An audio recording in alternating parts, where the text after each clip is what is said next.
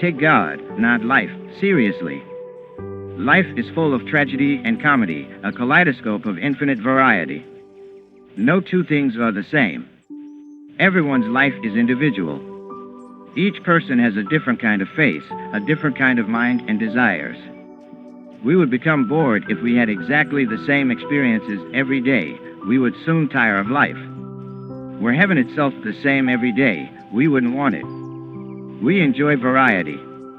The stereotyped conception of heaven is all wrong. If it were boring, all the saints would pray to come back to earth for a little change. Heaven is something infinitely different, ever pleasantly new, whereas earth is often unpleasantly new. Yet, no matter how trying life is, most people become accustomed to it and assume there is no other way to live. Not being able to compare this life with the spiritual life, they do not realize how painful and boring earthly living is. Actually, life is not real, it is only an entertainment. And just as old movies are shown over and over, so basically the same old incidents occur and recur in life. And although life will go on eternally, the same themes depicted in past films will be portrayed again and again. It is true that history repeats itself. We are all museum pieces. Whatever comes in life, just take it joyfully, impersonally, as you would a motion picture. Life is entertaining when we do not take it too seriously.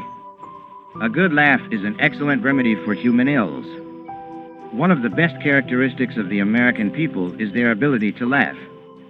To be able to laugh at life is marvelous. This my master taught me. In the beginning of my training in his hermitage, I went about with a solemn face, never smiling. One day master pointedly remarked, "What is this? Are you attending a funeral ceremony? Don't you know that finding God is the funeral of all sorrows? Then why so glum? Don't take this life too seriously."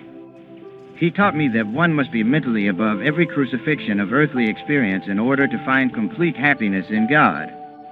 Krishna taught, even-minded during happiness and sorrow, profit and loss, triumph and failure, so encounter the battle of life.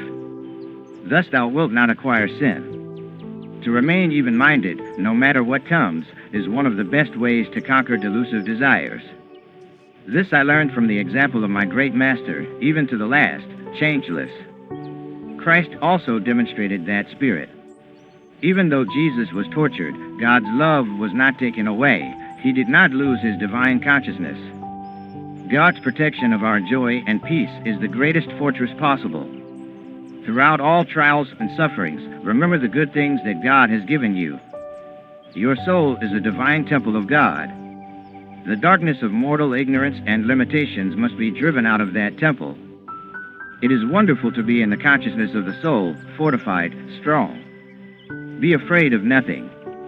Hating none, giving love to all, feeling the love of God, seeing his presence in everyone, and having but one desire, for his constant presence in the temple of your consciousness, that is the way to live in this world. Those who have other desires will not know true satisfaction.